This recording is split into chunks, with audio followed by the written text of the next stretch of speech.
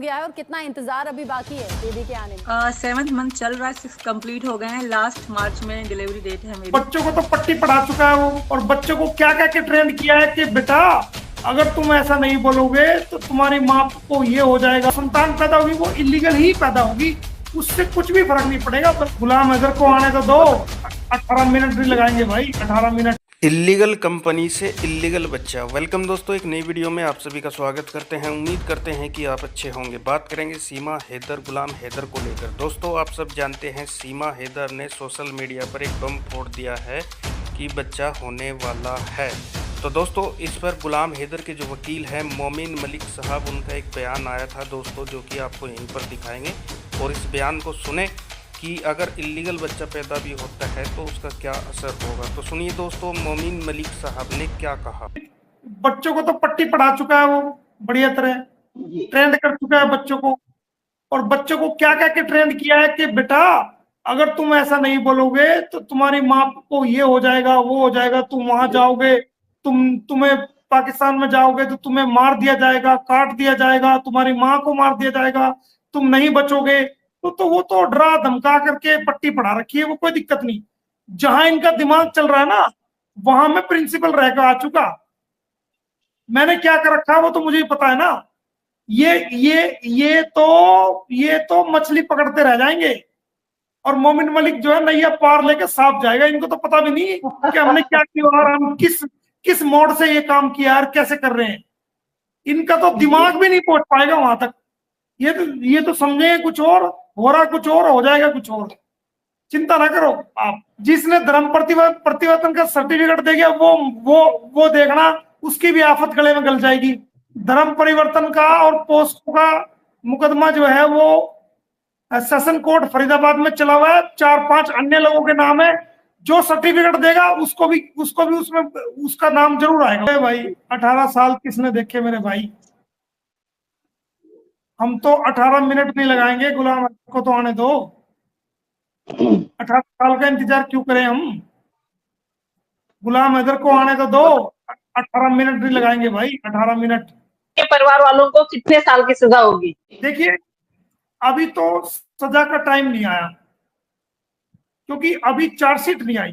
जो सेक्शंस लगी हुई है उनके अंदर 7 साल, 5 साल से 7 साल तक का प्रोविजंस हैं। जो सेक्शंस जो अब तक की सेक्शन 212 है, सेक्शन 176 आईपीसी है, 212 आईपीसी है, 120 आईपीसी है, सेक्शन 14 फॉरेनर्स एक्ट है 1946। ये सेक्शन 4-5 लगी हुई है, लेकिन इनके अंदर 5 से 7 साल तक का प्रोविजन है उनकी सजा देने के लिए। और पहले चार्जशीट के आने के बाद ट्रायल पूरा हो जाए तो 5 से 7 साल तक का इनका प्रोविजन है। जो सीमा हैदर पे हमने दूसरे मामले डाले हुए हैं उसके अंदर 10 साल तक का प्रोविजन है। जो पोस्को का डाला हुआ है उसके अंदर भी 10 साल तक का कैद है, जो हमने केस डाल रखे हैं।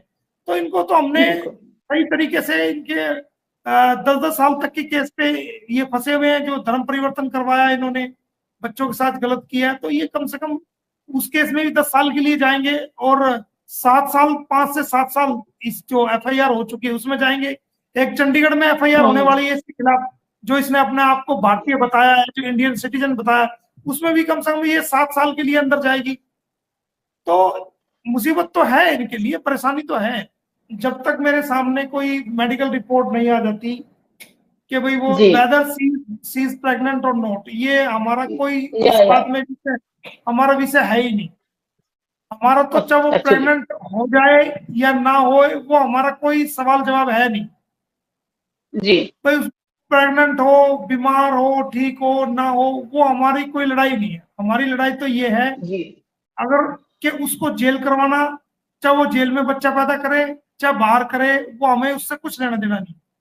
और अगर ऐसा होता है तो ये हमारा केस और मजबूत हो जाएगा, बच्चों का केस और मजबूत हो जाएगा, क्योंकि हम कोर्ट में इस बात को भी कह सकते हैं और इस बात को भी सरकार के सामने और जो हमारी मजबूत पक्ष हो गया उसमें रख सकते हैं कि देखिए जनाब, ये बिना तलाक के आई, इलीगल आई, इसने जो है ना गलत तरीके से मैरिज की और गलत तरीके से इलीगल जो संतान पैदा की।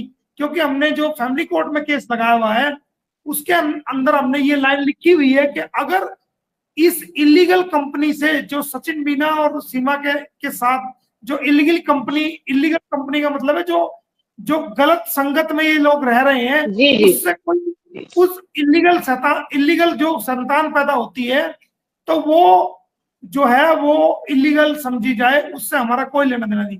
तो जो वो संतान पैदा होगी वो इलीगल ही पैदा होगी, उससे कुछ भी फर्क नहीं पड़ेगा, बल्कि ये बच्चे गुलाम हैदर को मिलने में और आसानी हो जाएगी कि अब तुम इलीगल कस्टडी से इलीगल तुम औलाद पैदा कर रहे हो, जो बायोलॉजिकल फादर है वो उसकी औलाद है वो उनको दिया जाए।